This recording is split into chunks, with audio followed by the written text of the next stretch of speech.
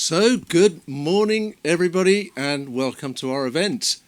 I've got to say, it's great to see so many people actually in physical form after all this time. So, great to be back into in-person events. I'm Chris Bullock, CEO of the Pull Agency. We were delighted to welcome you to the fourth in our Future of Beauty series of events. As you can see, I think we're not averse to a bit of controversy. But by way of introduction to Pull, I just want to show you a quick showreel which covers some of the brands we've worked on and some we've created.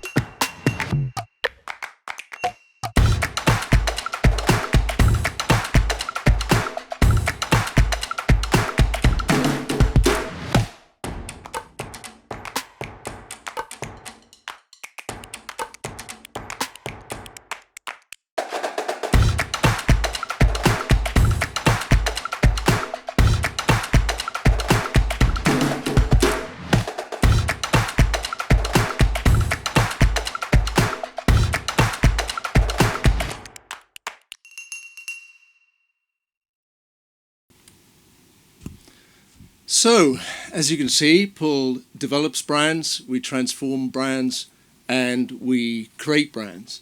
And this is what motivates us. You may have noticed, specialize in health and beauty, and we consider ourselves experts on the attitudes and habits of consumers in this category. And the reason for that is the research we do, and that's the reason we're here today, of course. And we really do two kinds of research. We do specific pieces of research for client projects to create the insights required to develop brand strategies. But we also do some of our own research, as it were, which is we have a lot of fun because we're able to go into areas where other people sometimes haven't been. Okay, and just as a kind of a way of reminder, these are two of the previous pieces of research we've done. One is on Gen Z, the other one's on sustainability. These are quite fresh. They've been done in the last couple of years. So I'd say they're well worth a look if you haven't seen them. You can download them from our website, and you'll be able to download the report that we are covering today as well. So what I'd like to do now is take you through the program and who'll be starring in it. So I'd like to introduce two people who are going to take you through the brand research. So there's Catherine, who's head of brand strategy at the Pull Agency, and Ben, who heads up our social media team. So that's going to be first up, as it were. After which we will have I'm sure, very lively panel discussion hosted by Pull's own Hannah Cook. So we're absolutely delighted to welcome our very illustrious panel. So they'll get a bit more of an introduction later, but we have Visha from Pinterest, Trish from Cole Creatives, Lauren from Bicera London, Bernhard from Schwarzkopf, and Andrew from Reach Solutions, which is the UK's largest news publisher. So it's time to reveal the results. Now, I'm not really going to say much by way of introduction, but there are a couple of points I think it's worth making. One is social purpose. I think has been a hot topic in the marketing community for a couple of years now, and the whole thing has kind of gone round and round in circles, not really going anywhere, I would say. And so we've thrown ourselves into the debate and tried to provide some evidence, some data, a bit of critical thinking around the subject, which we hope will be helpful to marketers such as yourselves. What motivated us in particular is having seen the marketing community debate develop, then some of you who are observant may have noticed that the financial community actually started wading in and calling out marketing and their approach to social purpose as BS. What struck us as odd is that all these people were piling in and nobody seemed to be thinking about the consumer. What does the consumer think of this subject? As much as they do think about it at all, and we'll come into that. But we felt it was missing, and that seemed curious. In particular, why weren't the brands, the ones that were most committed to social purpose, actually asking the consumer? It seemed they didn't want to, so we did. The other thing I was going to say was that, kind of curiously, we were warned off, and we were warned off by some marketers who said, "Whoa, this is dangerous ground. This is going to be controversial, and maybe not in the way you want it to be. You might offend people." Okay, so we went ahead anyway. We thought very carefully about what we were going to do, but a curious thing happened, and that was the reception we got from the consumer. And I think what that indicated is the problem that might be at the heart of this social purpose debate, which is the gulf between marketers, their worldview, and the people they're trying to talk to. Anyway, so enough said. Let's find out more. So I would like to hand over at this stage to Catherine. Thank you very much, Chris. I'm Catherine. I'm the head of brand strategy at the Paul Agency, and I'll be presenting together with my colleague Ben today. And I've got a challenge to kind of multitask with a clicker and a microphone, but here we go. Chris just alluded to it. It was quite a journey when we set off with it. We knew this could be potentially quite a contentious and sensitive topic, because on the one hand you have got people who really do want brands to engage in social purpose and do more good than just sell their products. On the other hand, it is a sensitive territory because people have very different opinions. There might also be questions where people could easily take offence or not. So we spent a lot of time in the run-up to putting the questionnaire live, and we spent a good amount of time also making sure that the way we were asking questions were designed in the way that we would basically try and avoid as much bias as we possibly could. There'll always be some sort of social bias when you ask these kind of questions, because people will always feel like they have to say, of course I want people to do good and engage in a social agenda. But we were trying to overcome that with a good range of multiple choice answers, so that at least we could get a little bit underneath it. But on the whole, yes, quite some nerves, but we shouldn't have. You'll see that in a minute. The other piece we spent quite a bit of time on was to ensure that our sample of over 2,000 respondents was accurately representing the UK population. And that was really important because obviously there's some questions in here where you're asking people as to whether they think brands should get involved in particular social causes, maybe embrace some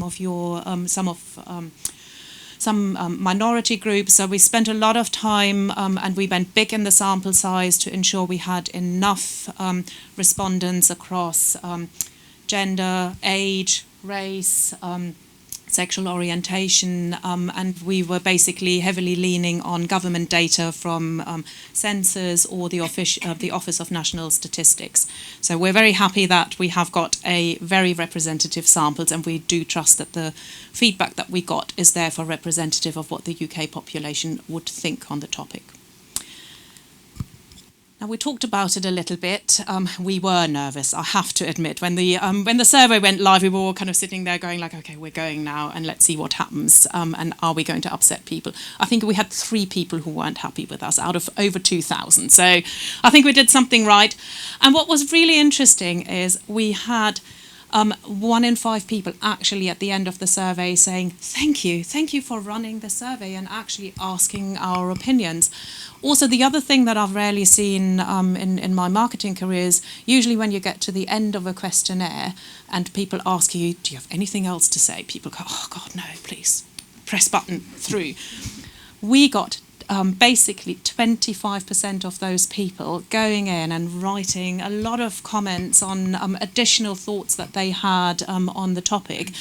And that was great because it provides some rich tapestry against some of the cold numbers that we've got in the presentation deck today. But also it really shows that the time is ripe to actually get the consumer involved in the conversation on brand versus social purpose, because so far it felt a little bit like the marketing community was just talking amongst themselves, really, to be quite honest.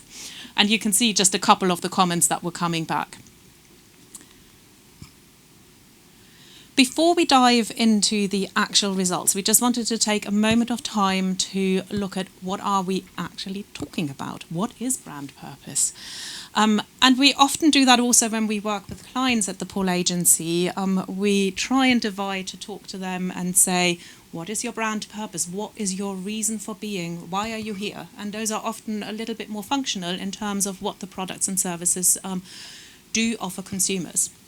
Because, if you move to the next point, social causes oftentimes are not actually that directly related to the brand itself anymore, because they are social, universal topics of interest. Where it gets really complex is that the advertising and marketing community hasn't done itself much service by using those terms quite interchangeably. And social purpose and brand purpose are not the same thing, but because there's so much confusion on how people are talking about it, it's maybe not altogether surprising when you look at the first number come through here. 78% of our survey respondents actually didn't really know what we were talking about when you asked them, do you know what brand purpose is? There was 22% who said yes, and the rest was split between no or, well, I think I know, but I don't really, so they probably don't. And you might say, oh, that's probably just older people who are not as engaged in this topic. But if you look at the age split at the bottom of the graph, you can see that even amongst the younger generations of Gen Z and millennials, that number of saying, yes, I really know what the industry is talking about, is only really rising to a third of the survey. So I think when we discuss the topic, what you have to bear in mind is that maybe we're talking about a topic that is potentially far more important and interesting to us as marketers than your consumers potentially care. The other thing I should be saying before we dive into a lot of the data is that we asked a lot of questions specifically about social purpose in brands advertising. So it is about not all the good that a company may be doing in its own right, but how much it's being served in the communications. Sorry, I shall talk more into the microphone. The next number, equally a really high number, and a little bit, at least personally, I didn't expect it to be quite so high. I knew there's scepticism, but I didn't expect the number to come out at 68%, in the sense of all these people were actually unsure or outright uncomfortable about brands taking on social causes. Now, there's a number of reasons why that is, but before we go in there, first one, there's only 32% who say, yes, I really want brands to take on social causes. There was 20% of people who, interestingly, is less about the brand and it's more about the cause, who said, yes, maybe brands should be teaching and promoting some causes, but I'm not sure all of those causes that brands are supporting are always worthy of the support that they're getting. So that's maybe something to watch out if you do consider social purpose, to think about when you do look at what kind of social causes you might want to take up for your brand, because not all of them are necessarily right. There were 17% of consumers who didn't particularly like social purpose for the reason of it being patronising. So this is where it's a bit preachy. And I guess one of the campaigns that most of you might still remember is the Gillette toxic masculinity, that was probably at the peak. But it's that kind of sentiment, who are you that you're telling me how I should behave? So 17% of those people. The last number is relatively small, 8%. Dislike it so much that they say, I really don't like it. And if I find a brand who kind of talks more good than they maybe should, I don't really want to buy that brand anymore. It's relatively low. It might be one that we have to watch over time, because there is a lot of scrutiny occurring from consumers, and more companies or consumers are really asking of companies whether their intentions with social purpose are true, and if they're found guilty of maybe a little bit too much fake support, I would not be surprised if over the years that 8% could easily rise. Now, on the next slide, we've just captured a couple of quotes from our survey respondents to give you some more verbatim on what people were saying. So you can see the obvious contenders. Brands are just jumping onto a bandwagon. They're just promoting and wanting to appear to be good so that they can sell me more product. Also, they might not be the most reliable source of information to teach me about societal issues. There were a couple of comments around authenticity, which can be twofold. It can be about maybe the brand didn't pick the right cause and the fit wasn't right, or the execution might have been a bit clunky. So some comments around that. And the last one goes into the territory of, was it the right fit for the brand, and does it just feel forced? Is it kind of trying too hard? And you can just literally see that the brand is just virtue signaling, and that does not go down particularly well with consumers. Having said that, there are some groups who are a little bit more open and want brands, more brands to get involved with it. So the younger generation, the Gen Z and millennials, are 3 times as more likely for brands to engage in social purpose, and they also feel less patronised if you do talk about it. Now, there's independent research that says you need to be a bit careful. There isn't necessarily a link by people liking it, that they then automatically buy more of your brand and become more loyal. So the two are not necessarily entirely linked. But if you have a brand that is talking to younger people, there could be opportunities here to engage. And then if you look at the gender divide, women are twice as open as men, or wanting brands to kind of engage in social agenda. And also, I haven't got the number here, but basically the feeling patronised number flips the other way. So men don't like to be told what they have to do. And on that note, you're going to tell me. Now I'm going to tell you what to do. Yes. Yeah, thanks, Catherine. So now we're going to take a closer look at kind of why consumers may be suspicious of companies promoting social purpose, what that means for brands. And the key reason consumers are so kind of wary of brands promoting social purpose is because they kind of don't always believe it. So 58% believe woke or greenwashing is happening, and just 14% don't think that's happening.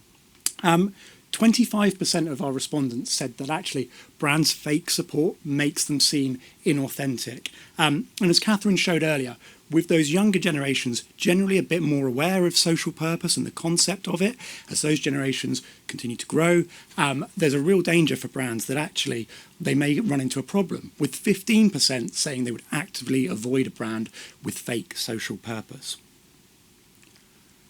So what causes do they want brands to support, or will they allow brands to support? Good corporate ethics was the one thing that came top of our survey. People and consumers want brands to just behave well. They want to see companies paying their taxes, treating people fairly.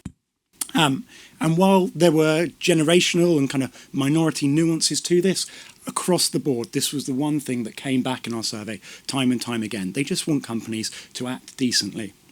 In fact, 4 times as many people want companies to be ethical and just do business in the right way. For consumers, pursuing social purpose doesn't exempt brands from being ethically well run and doing things the right way.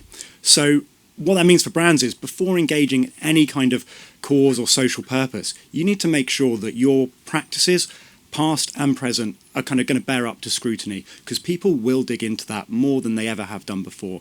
And that doesn't just include your brand, that includes external partners, influencers, ambassadors, suppliers, you name it. So a bit like Jeff Bezos, we're going to put social ethics, corporate ethics to one side rather, and we're going to move on to which other causes consumers do care about. So 58% of consumers said sustainability was the most important factor to them. And as Chris mentioned earlier, we've done a huge report on sustainability and consumers' attitudes there. I think the one thing to mention at this point is increasingly sustainability is becoming a hygiene factor. It's expected, all brands should be doing it to some extent and paying attention to it, so it's not quite distinct enough to hang your hat on as a cause. 57% said body positivity was important, while 52% wanted to see diversity and inclusion championed.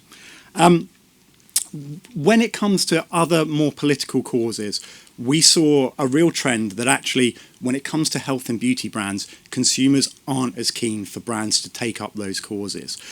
Things like Black Lives Matter, for example, only 1 in 5 don't want health and beauty brands to support that. And actually, causes such as this were the most overtly rejected within our survey. What's the takeaway here? I guess it's important that any cause you and your brand adopt is relevant and right and a good fit for your brand. Don't take up something because it's a fashion, it's a trend, everyone else is doing it, it's a worthy cause. That's great, but if it's not intrinsic to your brand, there's going to be that whiff of inauthenticity that we've spoken about, which in turn is going to turn consumers off. Unsurprisingly, people's background impacts the causes that they care about.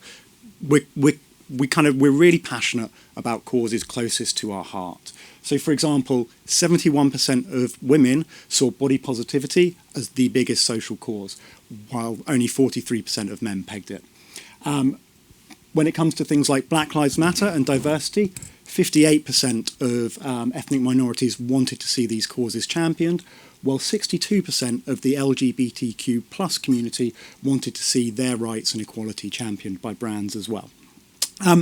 This again comes back to the point that we've mentioned a couple of times already.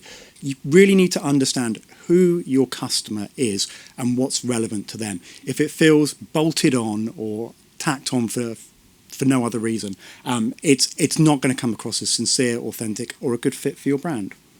We're now going to dive into that first stat a little bit more, the body positivity. So there was a real trend when we explored the concept of body positivity within our survey. The key driver being kind of among women, what type of people are shown in adverts. And there is a really clear message. Unattainably perfect, beautifully photoshopped models are a thing of the past. We don't want to see them anymore.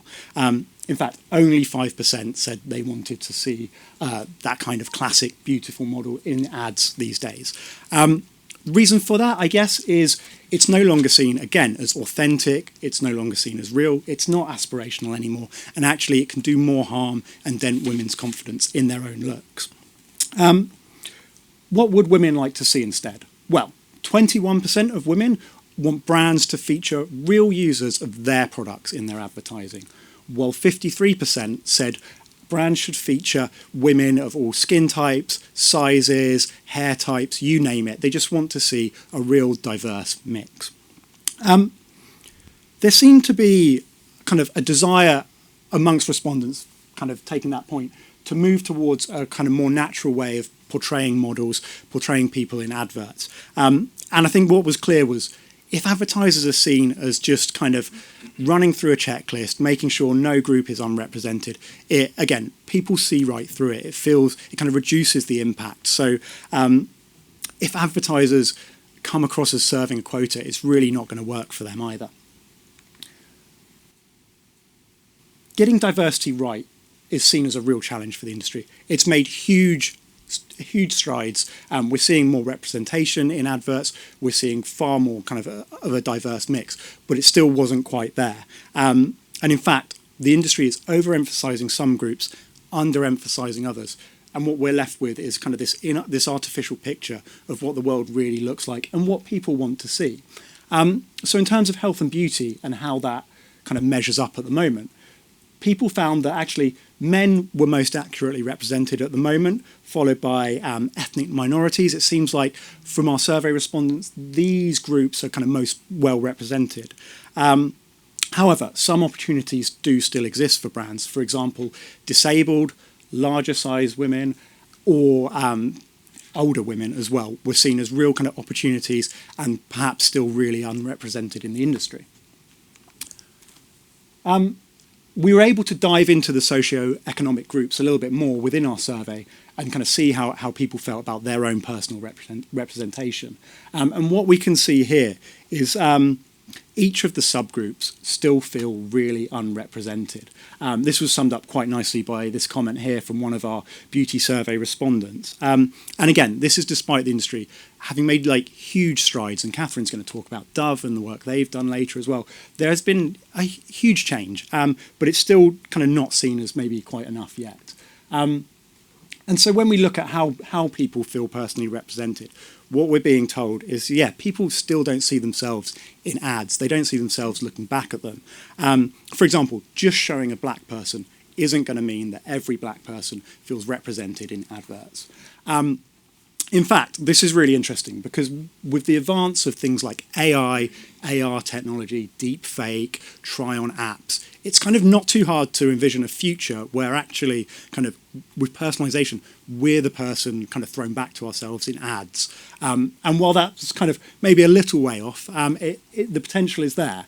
But for now, the challenge lies with kind of marketing creatives, advertisers to try and get that representation spot on. I'm now going to hand back over to Catherine to talk you through some brands that are doing it well. Thank you, Ben.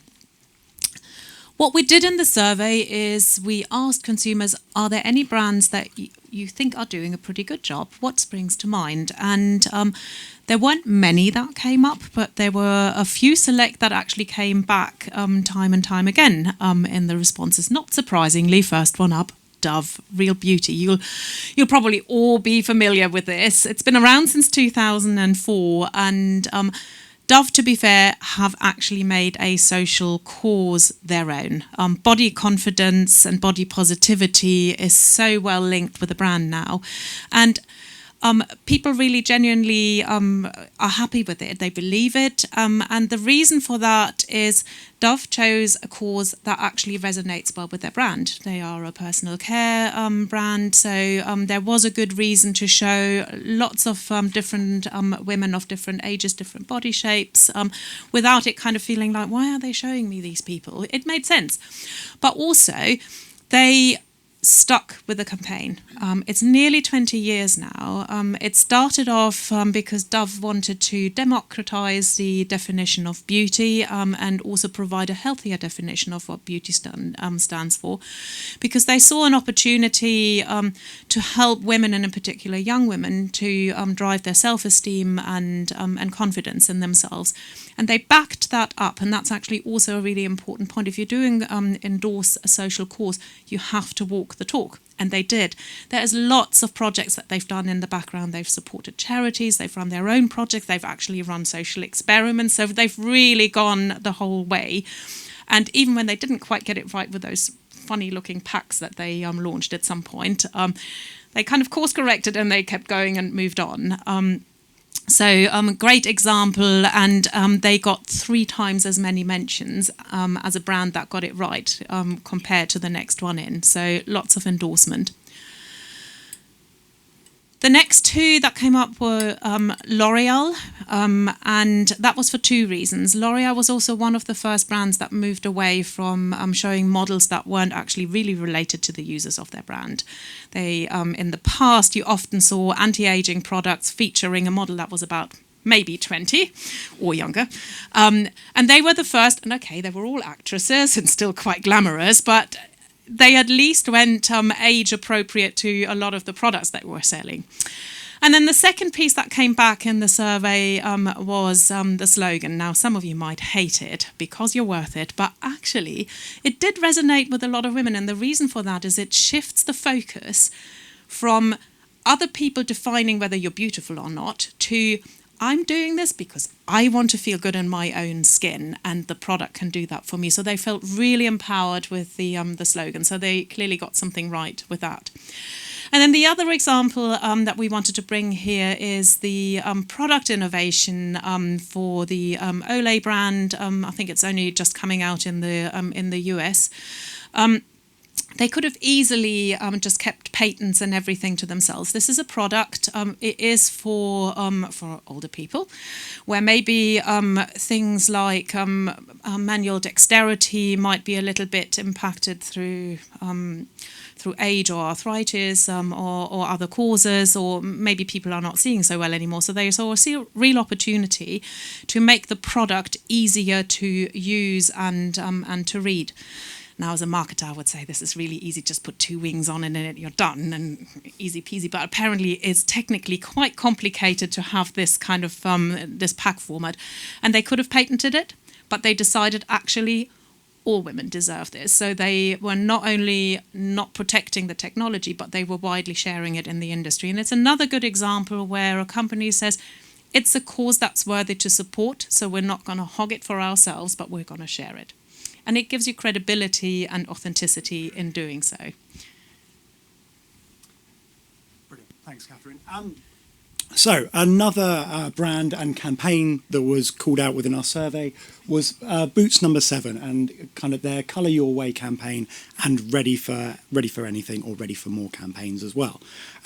Taking that first one, the Colour Your Way campaign, this was a campaign that featured a series of product adverts, but also featured real people within them. Boots matched real users with products that were relevant for their skin type, their hair type, their eye colour.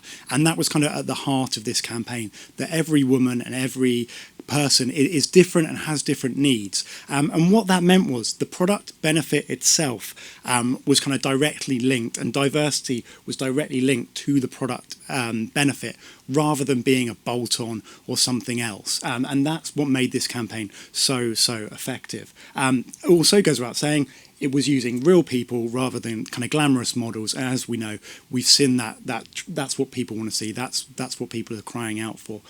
So Boots is one that has done that really well. They also have their Ready for More and Ready for Anything campaigns. I mentioned that there's opportunities among kind of older women that actually they don't feel that well represented, and this campaign did a really good job of that. It featured people like this ballerina here, Alessandra Ferri, and they were talking about actually how makeup and skincare makes them feel, and it was a really empowering campaign. It showed that kind of age is no limit. You're kind of ready to take on the world, and it was one that was called out time and again in our survey. The last brand we want to talk about is Trini London. Now, this wasn't actually mentioned in our survey, but as health and beauty experts at the Pull Agency, this is one brand that we think are really getting it right. Again, it comes back to some of the key points we've spoken about. It's got users of any age, old and young, and it's real people. If you scroll through their social media, scroll through their website, you're seeing real people, real users of the brand looking back at you. It's actually not uncommon to see Trini herself in her dressing gown, in her pyjamas, applying product, proudly displaying her acne scarring and what have you. So it's a really kind of empowering brand. Trini herself said she wanted to kind of be a voice for people who didn't feel that represented. And because that is rooted in her and what she wants the brand to be, that feels kind of really intrinsic to the brand rather than just, again, bolted on or done for the sake of it. So, what as brand marketers can you take away from all of this? We're not here today to tell you don't do social purpose or do social purposes, because ultimately you're the brand custodians. And we just, in the next couple of slides, want to give you a couple of hints and tips on things you might want to consider before you go down that path. Advertising your social purpose is a strategic choice, like any other big strategic decision that you make about your business, and you should treat it as such. Because there can be potential upside, but there can also be negatives and potential downside. So you need to consider carefully what is right for your brand and what isn't, because it can be right for some brands and not others. Authenticity in your approach and execution are key. You've seen some examples, and you probably have a ton more in your own mind where people didn't quite get it right. And consumers are not particularly forgiving. If they see or feel like you don't really mean it, or it's just badly executed, and your best intentions can disappear within the blink of an eye. The other thing to consider is social purpose can enrich as much as distract. You have to ask yourself, why am I talking about it? And is it actually distracting from what I want people to take away and understand my brand to be? Because it is a different strand to what your brand actually stands for. And then importantly, we talked about it a couple of times already, not all causes fit equally. So if you do want to go down that path, spend a good amount of time, maybe ask some consumers as to what makes sense for your brand. Because if you pick the wrong cause, again, no matter how well laid your intentions are, it might just not resonate in the same way with consumers. So we've got a little roadmap or a couple of questions for you laid out here. If you say, I still want to do social purpose, but I'm not quite sure whether it's right. So we've laid out a couple of questions for you to consider the pros and cons and maybe some executional considerations. And you might have more, but these are just 8 questions that we believe are good ones to ask yourself. The first one is really fundamental. Why are you even considering to move away from advertising your own core brand story and move to social purpose? Is there something that you can't achieve by just talking about your brand where a social purpose can help? Secondly, and that's also a really important one, can you own it? Because the thing with social purpose is a lot of these causes are universal because they're societal issues. So to make them distinct to your own brand can be quite a challenge. And I mean, you only have to look at sustainability. There's so many sustainable brands out there these days. It's actually quite a challenge to still make it your own. So, and if you believe you can't, then you may have to either find a different cause or consider whether it is right in the first place. The next 2 points are about your consumers, and we've talked about this previously. Know the people that you're selling to, because are you sure that what your social purpose is about what your consumers really care about and want to hear, or is it potentially more about what you as a marketer feel proud of because that's your own moral compass?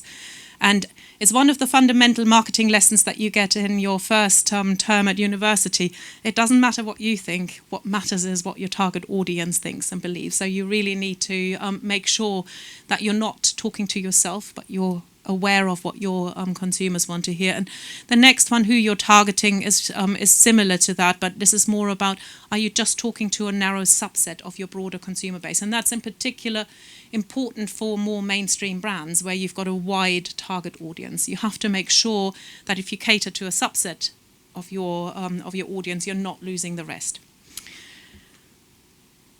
Brand cause fit, I think we've talked about this a couple of times. Find the right cause that's credible. And sometimes something that's a lot closer into your brand might work better than a social cause that you personally feel really strongly about. But people go like, why is the brand engaging on that? What do they have to do with this? And can they actually really make a change and a positive impact? And I think this is why Dove worked so well, because they found a cause that people could really connect with the brand, and it worked beautifully for them. The next question is, why don't you just do it? Why do you advertise it? Is it really better to talk about your social agenda? Sometimes it can come across as virtue signaling. There's also all the kind of executional minefield that you have to consider, that you're not ending up with a tick box approach or other things that consumers might not like in the way you've depicted it. So ask yourself, is it not just enough that we're doing it? And maybe it's at a lower level in your corporate communications where you bring it out, but maybe reserve your main advertising for your brand. It goes back to the first point. Why are you moving away from advertising your brand and talking about a social purpose?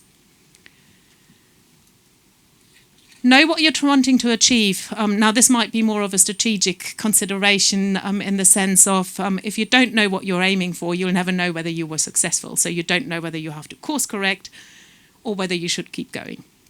So this will help you to know where you're heading for and whether you're going to be successful. And then Ben mentioned it earlier on.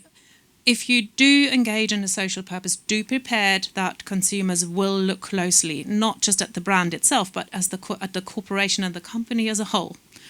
So, as an example, if you engage in diversity and inclusivity, make sure all of your HR practices are actually living up to it.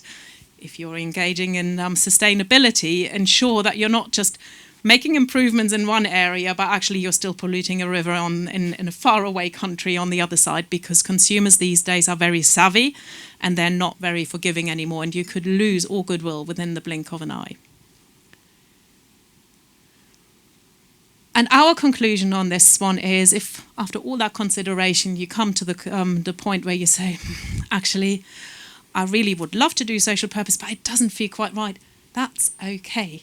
Because just because you don't advertise social purpose doesn't mean that your company is not actually living or living up to be a good corporate citizen. You might just have a much better story to tell about your brand.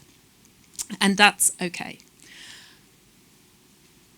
This takes us to the end of the survey findings. I hope you found it interesting. Please don't forget to put questions into email or into the VVox app if you have them, or at the networking afterwards if you want to find us, come and talk to us some more. You will have an opportunity after the event to download the report. We haven't been able to talk about everything that was in the survey, so there's a little bit more in the report, and you can just read at your own leisure.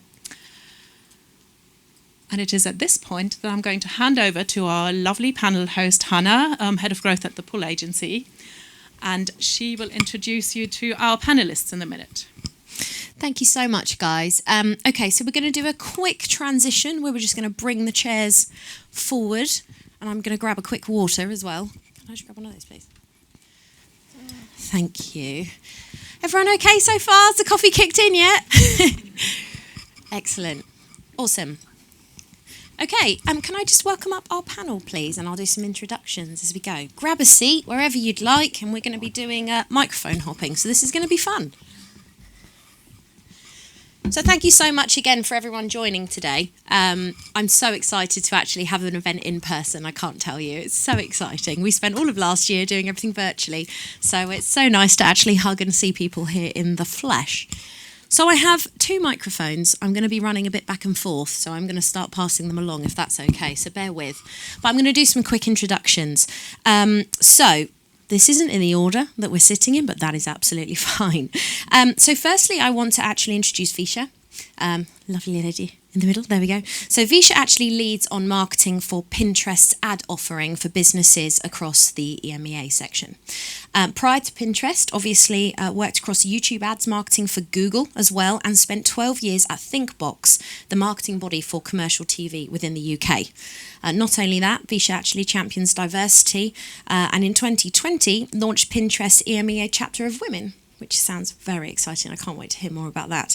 And is also an advisory board member for OK Mentor, and has been awarded very recently the Beamer 100's Champion for Change. So congratulations. Thank you so much for joining us.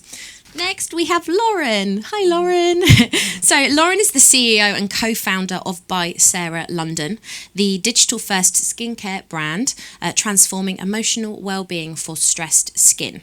Launched with her sister Sarah, love that story, as a daughter of 6 myself. They've taken the skincare world by storm, and their ingredients, transparency, targeted formulas and commitment to sustainability have helped win over 20 leading industry awards with coverage on This Morning, Vogue and The Times. The formulas are absolutely changing the way. And also another congratulations, as you recently announced your very own B Corp status, so congrats. Bernie, the lovely Bernie to my left here, is global head of education at Schwarzkopf Professional and also Statement Grooming Goods.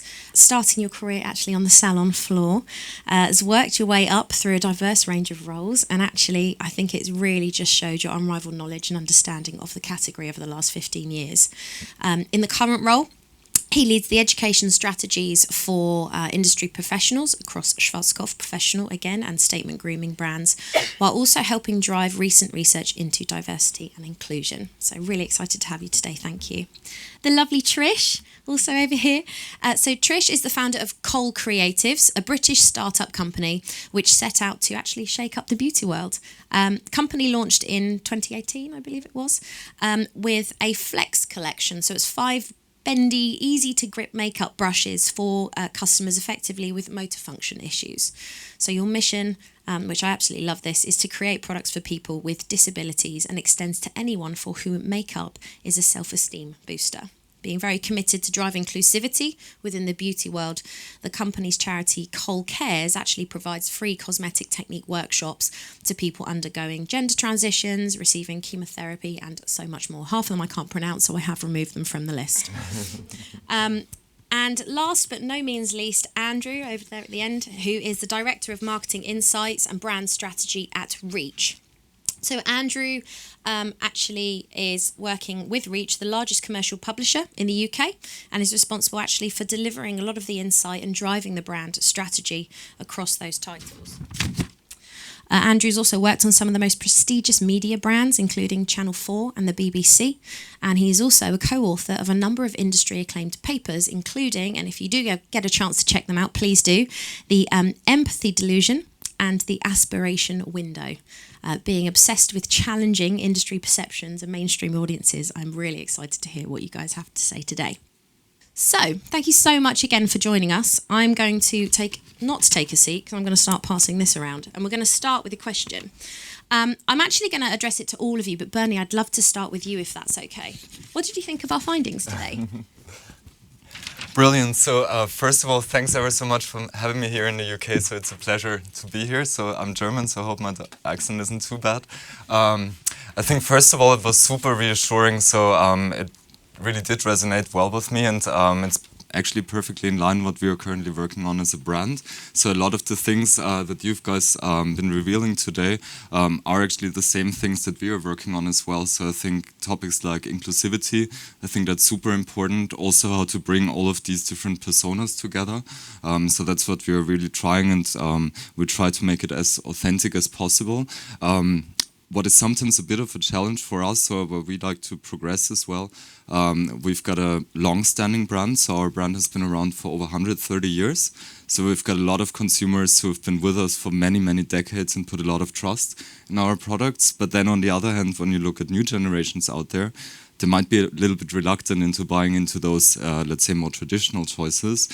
So that's why we're trying to make ways how to modernize our business, how to have a new offer in place, but not to forget about our old and long-standing partners as well. And I think that's what's being reflected as well. What I found eye-opening as well was one of the case studies that were presented at the end. So I think the one from Olay I found super interesting as well. Also in terms of packaging solutions, I think that's another good hook on that. And what I found interesting as well, because you mentioned I'm also working for Statement, which is a grooming brand for guys. And actually we were talking a lot about men taking part in the survey, but actually the case studies were all based around women. And that's what I also find in our internal conversations, that yes, we do have a strong man offering in place as well, but sometimes we forget about that target group. Absolutely. It's definitely something we're talking about and aware of. Thank you so much. Cheers. Can we pass the microphone down? We'll go this way in order it makes sense. Trish, I'd love to understand, get some of your thoughts on the findings as well today and anything that surprised you. I think it was just nice to see a little bit of an echo because authenticity is something that we talk about a lot as a brand in general. I think it's very interesting to see brands that kind of come out of nowhere and start talking about something without an organic journey or some kind of, reason or motivation or being behind it. So it was nice to kind of see that the consumer does also respond and resonate with that. So yeah, very interesting and definitely accurate as well. Amazing. Thank you. Visha? Thank you. Well, we were actually talking about this over a coffee just earlier on, but I think for me it felt like it was just really honest, and I really love that. I love audience data that's actually really, really honest, and I think a lot of that resonated with me. We are consumers as well, even though we're working in the marketing and creative community, but we do feel quite fed up of brands showing up in an inauthentic way, as you just said right now as well, because it shows up out of nowhere. The other thing that I found quite surprising, not so surprising, but actually resonated with me, was the point around how the communities are driving some of this stuff. So like it was the LGBT plus community, or whether you're from a different ethnicity as well. And it just, again, throws up how undiverse we are as a marketing community. And we have to be thinking about having those consumers, having that voice within our businesses as well, so that we can better address them in the future. Absolutely, thank you. Lauren.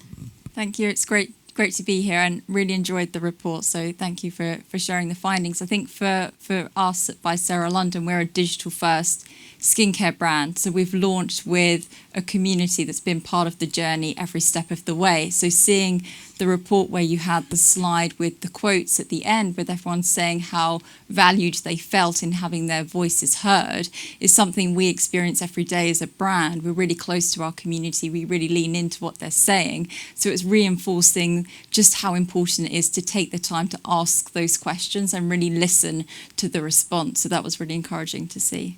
Amazing, thank you. Andrew, I'd love to get your thoughts. Yeah, thank you. It was really interesting. I think this is a subject that I've been researching for about 5 years now. So I think much of it chimed with what we see already. I think the interesting aspect from me is not just the insight, but actually how people are going to interpret it. Because I think that no matter what side of the fence you fall on, you could use that insight to make your case based on your worldview. So it'd be interesting to hear how people are going to interpret it. And crucially, I think that it stacks up a lot of what I've seen, that, yes, brands should engage in these things. It's very important to be sustainable, etc. But whether there is proof that it drives actual buying behaviour is another matter. And I think that's where the interpretation comes in.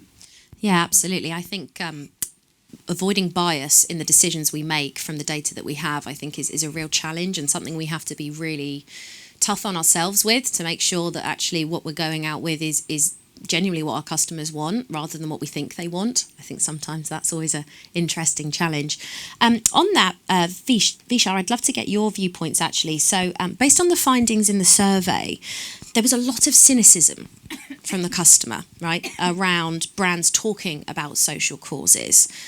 Why do you think that might be? I keep forgetting I have to pick this up. I know. I mean, to be honest with you, I think it came through from some of the stuff that Catherine was saying earlier on, which is around like you're being really... Social causes really need to be deeply rooted into your brand strategy and the evolvement of your brand. So it shouldn't show up as an opportunity. It actually should be the what your product is trying to deliver for the everyday user. And we think about this quite a lot at Pinterest, because if you don't know much about Pinterest, and hopefully there's a lot of users here, so you might do, but we're a platform for inspiration. It's baked into our DNA to be thinking about inspiration all the time. And that means that you've got to be thinking about it from all sorts of lens, whether how you feel like you're seen, how the ideas that come through are resonant to the user, but that also takes deliberate action. So, for example, we've launched specific products related to the beauty sector. So this is quite helpful for this conversation, which is we launched Try On, so that you have you're able to try on lipstick without a filter. So you see yourself as the real you. We've launched skin tone ranges, so you can actually look up hair and beauty ideas based on your skin tone, and hair patterns tools, so that, we all have very different type of hair when you're from very different types of ethnicities as well. So, but that's baked into the progress of our platform. And if anybody here is knows a little bit about technology and has launched products before, that takes time. That wasn't because we had Black Lives Matter movement.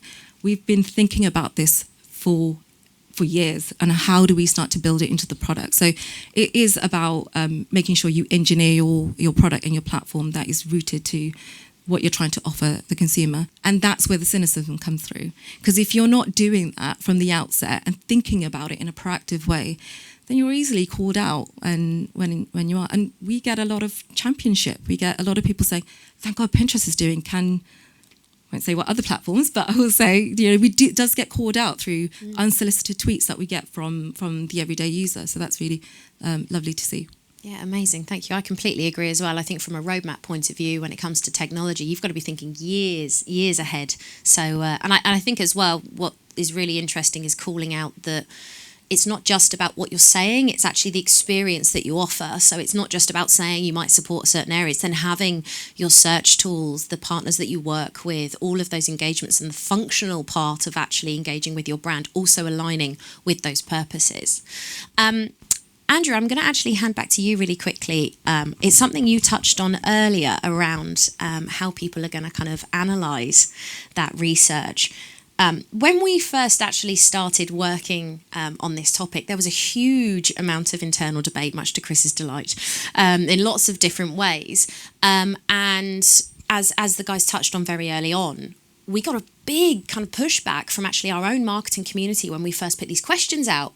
And we were quite surprised actually by so many people. You can't say that, and people are going to think this, and it's going to be absorbed that way. And, we did obviously rework it and make sure it got to the point where we believed in the integrity of the questions that were being asked. And then we kind of took a deep breath, clicked the button and crossed our fingers. And actually the response from people, as you see in the survey, was very different to the one that actually a lot of our peers potentially predicted. So do you think that consumers themselves, based on kind of the research you've done, care less about a lot of these kind of social purpose portrayal within advertising than maybe the marketing community themselves? Yes. I think the idea that people are sitting at home thinking about what a brand believes is just delusional as a starting point.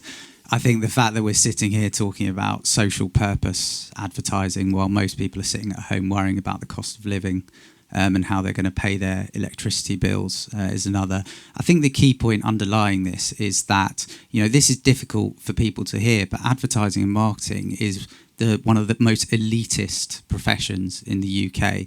So 69% of people working in advertising and marketing grew up in a household where the main income earner was social grade AB.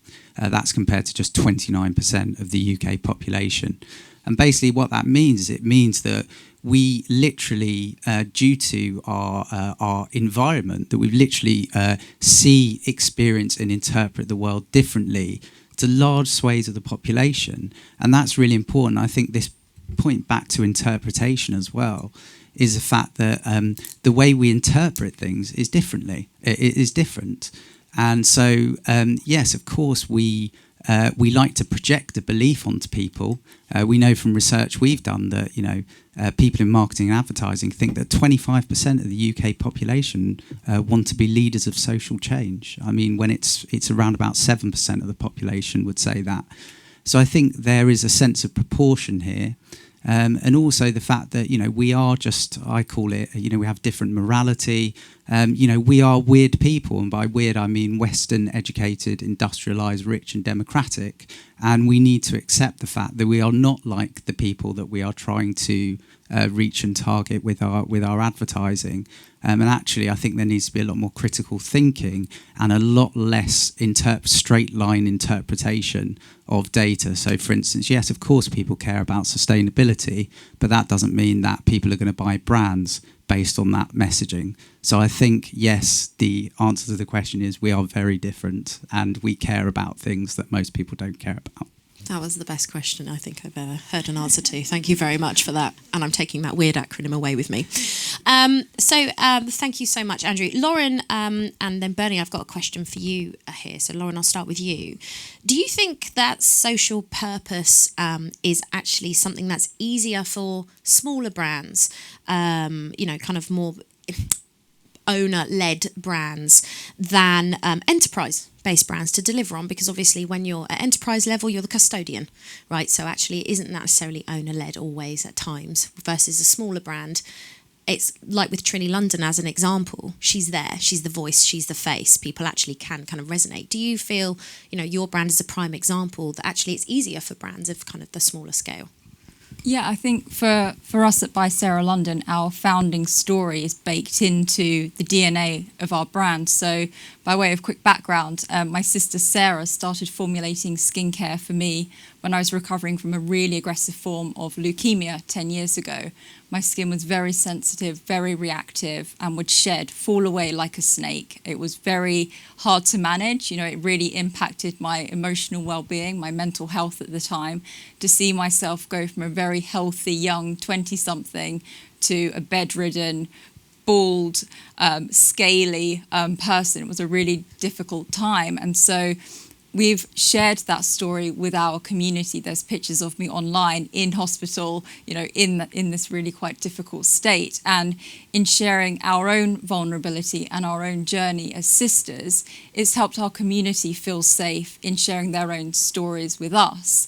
And it's been really empowering for them to see that it's not about reaching perfection in skincare and how you look, but it's about getting back to you again and about feeling a sense of hope that through the products you use, you can feel a little bit more like yourself again. And I think for us, our brand purpose really is our social purpose. It's so much intertwined that there isn't really one without the other.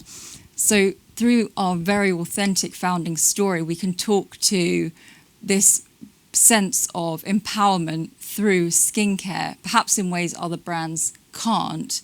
And it gives us opportunities to really support our community. And we've had really tremendous stories from our customers showing how our skincare has helped them after cancer or through just really difficult breakouts or even bacterial infections in their skin. They've really seen the improvements. And it comes back to feeling safe in that community to share how they're feeling, because it comes back to our founding story. Amazing. Thank you so much. I'm going to give you my microphone, Bernie. Thanks a lot. Well, I was actually thinking of two examples here, and I think it actually goes both ways.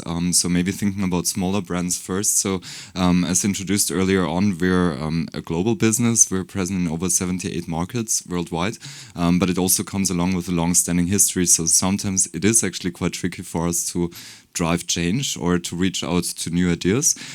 So a couple of years ago, we actually decided on purpose to establish some new brands, which were not necessarily related to the mother company as such. So these were seen as independent brands.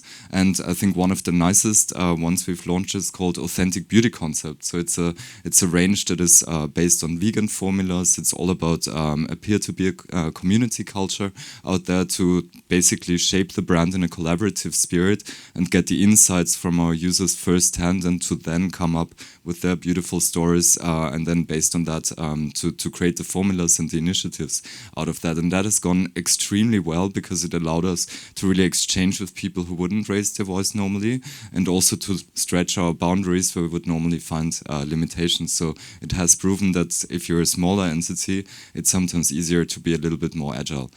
On the other hand, looking at the flip side of the coin, coming from this big corporate background, I think sometimes you've got a bit more of a push effect or a stronger community behind. And I think one of the initiatives that we're doing at Schwarzkopf Professional globally, I think, and that's the thing I'm the most proud of, is called Shaping Futures. It's actually a social initiative that we're fostering. So it's basically a hairdresser network where hairdressers from Western countries, so for instance from Western Europe, would travel into third world countries to really train up underprivileged youngsters who are sometimes homeless or live at shelters, and we give them a free of charge training to become hairdressers, for instance. And our aim, so that's been running for a couple of years, is to get them into full-time employment, and then later on even give them the chance to open up their very own salon business. And nowadays we even have those youngsters who run their very own salon somewhere in Africa or somewhere in India. And I think without the big corporate background behind, we couldn't have done that, to have that wider push within our hairdressing community. So I think it goes both ways. For smaller brands it might be more agile and easier, but for bigger brands, I think if you've got the right motive in place, it works as well. Amazing. Thank you you so much. It's really interesting, I think, to hear both sides of the coin, and I think both are equally powerful in very different ways. Trish, I've got a question for you, actually. Sorry, you can pass the mic along, Lauren. Thank you. Quite a direct question here. So social cause is quite a broad definition. What social causes could or should the health and beauty industry look to actually take on? Wow, what an interesting question. Well, I think it has to really fit in with founder stories, I think, at the end of the day. You can't wake up one day and think, I'm just going to go for that cause. I think the other misconception is, if I support a cause, I'm going to make loads of money. And the truth is, you're not.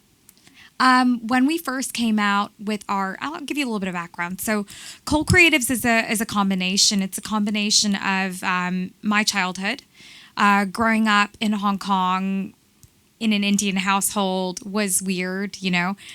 Going to an international school often led to a lot of bullying. And so for me, makeup was my armor. It was the thing that protected me.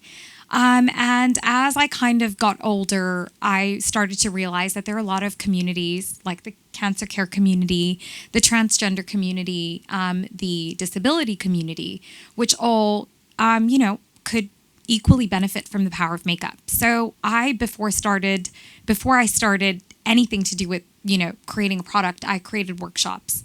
The workshops were free.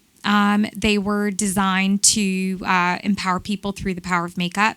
And we offer them globally, we offer them digitally, we offer them in person. And that is our impact. That is kind of the reason why we decided to create products, because sustainability is also about how can you keep something going? How can you truly actually, make this scale? How can you actually make a bigger impact?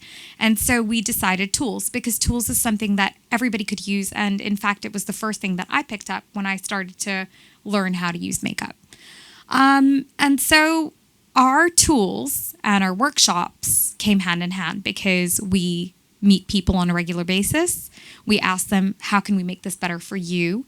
And then as a result, created a product. But I grew up in Hong Kong. I struggled with asthma. I couldn't go out to play. I really had breathing difficulties and issues. And I realized if I'm going to create a product, it has to be done sustainably. So we innovate materials. We've created products out of rice. And as time goes on, we ask people for feedback to improve the product.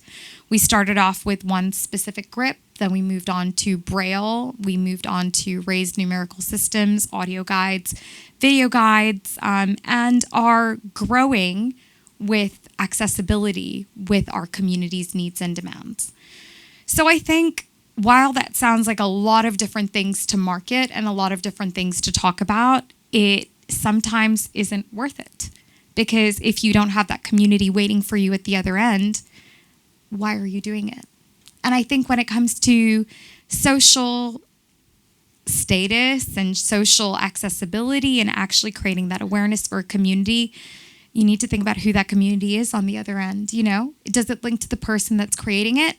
Does it link to the people that it's there for? And yes, we did start the brushes in 2018, but it took until 2020 until the media decided that they cared about it.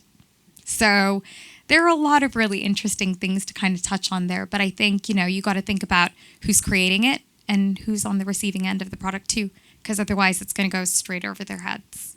Amazing. Thank you so much. And you do such great work. Thank you.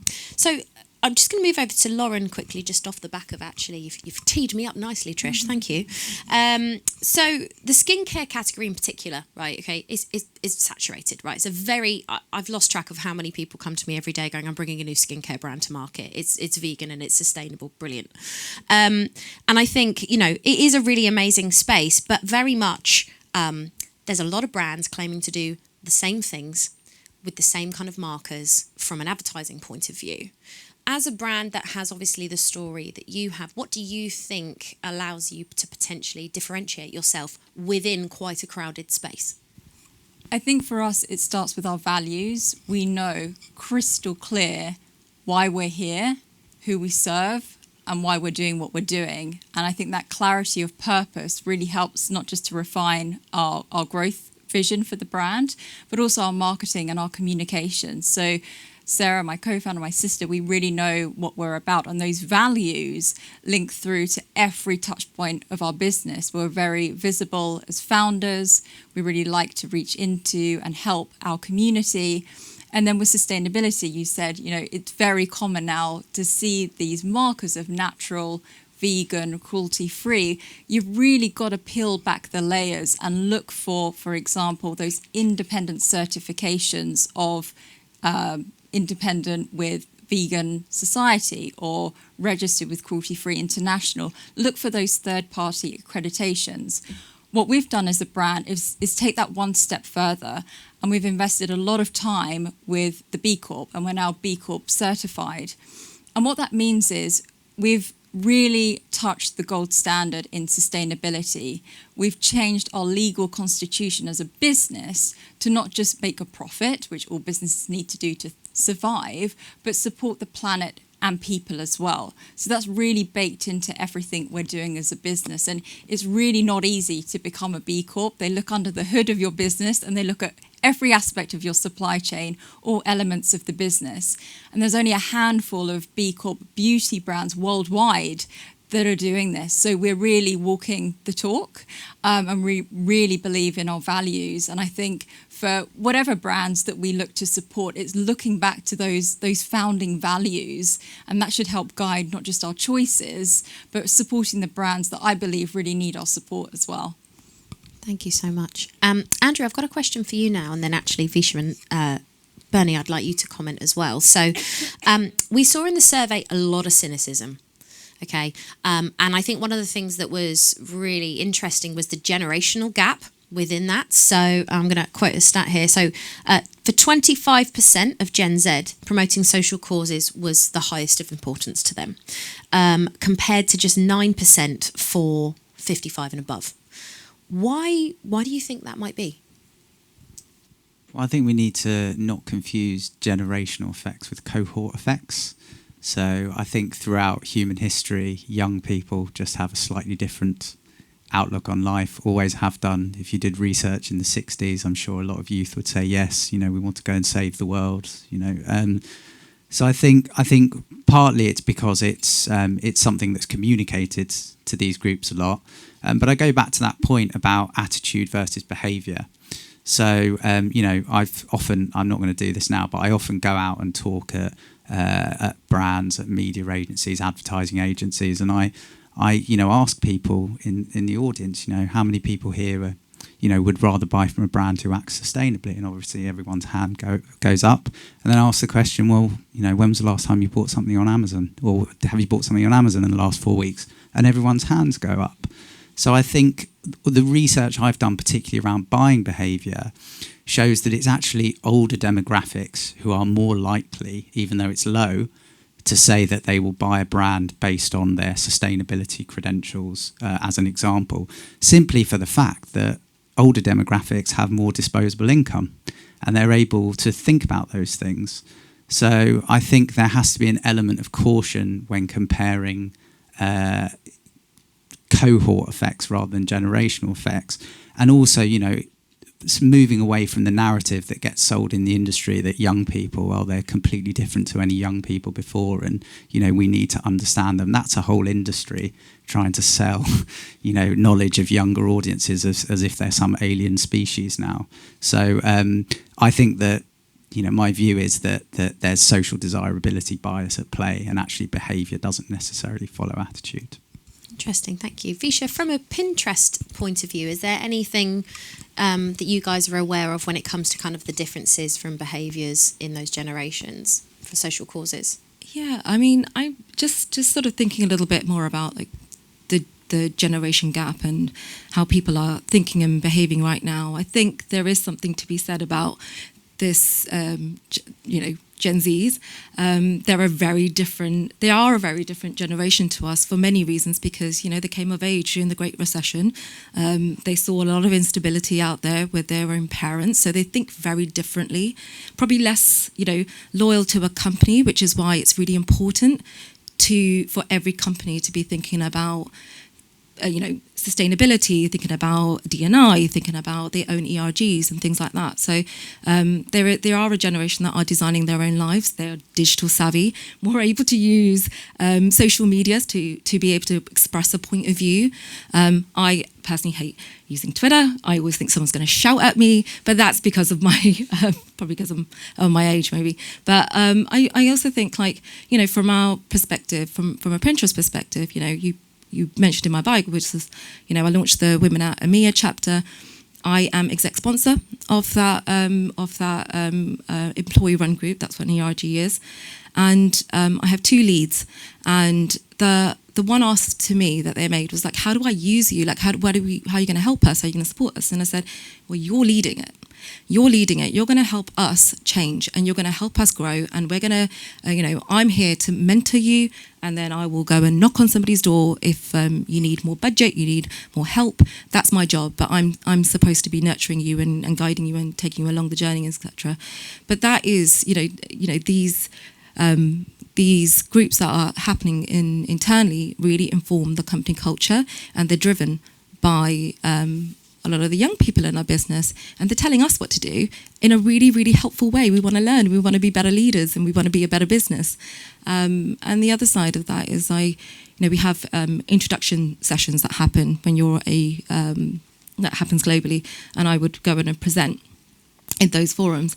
And that I was quite surprised. I think a lot of people I was expecting people to say, "Well, could you tell me about the next event?" or like, "How do I get involved?" But the first thing people were asking me was like, "So can you tell me when our diversity report is published? How often? What does it look like? Have you created any changes?" That was the things that were coming through, and I love it for that, because we as a business have to be.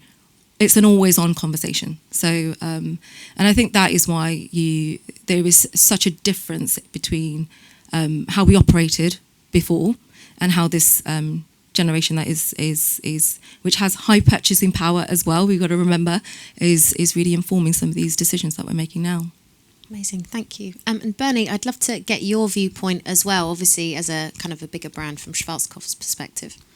I think to the majority of things we've heard, I fully agree with. I think these are the thoughts we're having as well. I think maybe one more thing to add is the kind of perception of digital tools versus a face-to-face business. So I think that's something we're facing as well. That it actually in our industry, especially as we're working in a B2B environment most of the time, it's all about embracing the people culture. So we've got a lot of real people on the road going to our customer on a daily basis, may it be the sales representative or even the trainer. So we've got people there training up hairdressers, training them how to implement services and how to utilize our products, and especially with the more established generation or the well-settled generation there, it's super important to have that first-hand contact and that face-to-face exchange. But then on the other hand, we realize with the youngsters on the rise, for them, of course, they want to be informed in an instant. They want to have all those tools available 24/7 on demand. And I think sometimes when we're dealing with established brands where we know this face-to-face exchange is ever so important, but then we have to ramp it up and need to have the right tools in place for this younger audience without disappointing anyone out there. And I think especially during lockdown, we actually did a lot to bring it on eye level. Amazing, thank you. I've actually got one more for you. It's moving on to kind of men in the category as a topic, because I think men for me was another thing that really stood out, in that there's still a disconnect of, inclusivity includes them too. So I think, I guess the key kind of question for me, and I've lost my question now, there we go, 64% of men don't feel well represented in health and beauty advertising, specifically advertising. And some commented that body positivity doesn't seem to actually have extended to men within the advertising domain. We actually spoke about this at dinner last night, right? So, we're seeing on the Dove adverts kind of more voluptuous, all beautiful women, lots of unique different ways, or stretch marks in the underwear section, Marks and Spencer's on the models, which I sit there and applaud and go, excellent. But actually for men, there's still currently, and I think one of the comments that was quite humorous that came back was, men don't feel included, don't see many fat, bald men advertising my products. Which, while we had a good old giggle at, it's kind of true. What are your thoughts, kind of particularly with the work you do with Statement, around men in that category? Yeah, first of all, I can only agree with you. From our side, I'm tremendously proud to actually work on a brand like Statement. I think it's a beautiful brand, and it gives us as an organization the opportunity to look into those target groups. I think it's definitely something we need to explore even more in the future to come, but we will. But I think it brought me actually to a wider topic, and that's how we try to come up with these thoughts, or how we try to innovate. And what we used to have in the old days were so-called blue sky meetings. So actually once a year we were meeting up as an organization, and we were talking to different agencies out there, or trend forecast agencies, different designers, also from different industries, to get all of these inspirations. But it was just like a one-off once per year, and out of that we derived all of our innovative concepts going forward. And we realized, especially now that times are moving too fast, we need more of a network, peer-to-peer culture. So we try to have different touch points on a monthly basis, actually, where we enable the community, or give them a voice. So we're trying to install different ways how to communicate in real time with external partners, with agencies, but also amongst our network, and that also includes men, to have a more frequent check-in with the needs of our consumers out there. And that gives me high hopes that we actually understand what is needed by our target groups. Amazing, thank you so much. So I have about 2 more pages of questions, but we've run out of time. Just before, can I do a check? Are there any questions that have come in from the audience at all? Oh, too busy listening. Excellent. Okay, so I've got one final question, and it's kind of open to the floor. So if anyone wants to jump in, and then we can go grab more coffee and food, because there's tons out there. Can we get your top tips, please? I can't talk. I need another coffee, apparently. What can health and beauty brands do today, right, to own a social purpose and not fall foul of this thing we've spoke about a lot today of inauthenticity? Any thoughts? Trish, you've got the mic, so should we start with you? Sure. I would say ask the consumer. I think that's the first and foremost thing that any business can do. If you do really want to back that social purpose, ask your current consumer what they love and what they would love you to champion, and then do them justice. Amazing. Anyone else got anything to add? Oh yeah, I'll go. I was just going to say that back to asking the consumer, that research is expensive. We know that, and there's various different types of businesses here, all shapes and sizes at the moment. So, audience data is available. So if you can't do it yourself, get it. There's a report right here that you've launched, that you've done the work there. So use stuff like this. And, platforms like us, we have first party data, use that. We have forward thinking data. So get ahead of the customer, show up early. So I would really encourage, and back to the thing that Catherine said, was like build it into your brand strategy. So it's an always on conversation. And actually, while I do have the mic, I just want to add one thing. And the one reason why I really wanted to come here and speak to this group of people was actually the 2 stories here really, really resonated with me, which is, the beauty sector has such a responsibility. It's overwhelming how much responsibility that you have in how you resonate with the customer, how people feeling confident about themselves. And mental health is declining. COVID has impacted everybody. We're seeing quite a lot of negativity online. So there is such a responsibility to just keep hold of your values, show up well for your customers, show up well, and think about mindful media when you do, so that we're encouraging a more positive brand experience for customers. Thank you. We made it an hour and a half without dropping the C-bomb. Thank you very much. No, it's amazing. I think I completely agree. And I think, Lauren, Trish, both of your stories for me also resonate incredibly well on a personal level. I think to be able to reach out to people that are suffering in that way and actually, helping make their lives better, I think is a really amazing thing. Do you have anything to add for the guys today? So beautifully put. I would just echo, for a project to have impact, it really has to tie to the values of the brand. It has to make sense. So to make it authentic, you really need to know what you're about, who you're seeking to serve, and it just has to make sense. It can't be something that's sort of bolted on out of the blue. So take the time to know the values, what you're aiming to do, and then it should just make a lot more sense. Thank you. Andrew? Just to echo that, I think, it should be a business strategy, not a marketing strategy. And also just to to think critically around consumer research. Just because a social cause means something to people doesn't mean that that they want your brand to talk about it or are going to buy based on that. So, absolutely, thank you, Bernie. Cool. I can just echo that feedback as well. So I think sometimes you just need to go back to the core values and the reason for belief for your brand, and you have it. Thank you so much, guys. You've been incredible today, and thank you so much for everyone that's attended. So, as I mentioned, for those of you that want to have questions or a chat in private afterwards, we've got coffees and still lots of food and refreshments back out in the room we were in before for the next hour. So please do come and say hello. There's also a really funky magic mirror, so if you want to take some pictures, come grab me because I love it. So we actually have a QR code. If you can't wait for me to get back to the office and send it to you this afternoon, then if you can scan that QR code, you should be able to kind of actually go straight and download a copy now.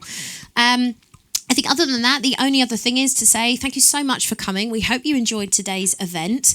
In September, there's actually going to be a second part to this research. So when we put these questions together, the conversation was such a big topic, we actually had to split it into two. So we're planning on doing the next Future of Beauty series, September time, around actually the consumer perspective on evolving perceptions of beauty itself. How far will a consumer go? I personally am very excited to see what happens with that topic. So other than that, thank you so much to our amazing panel again. Can we give them a quick round of applause, please, guys?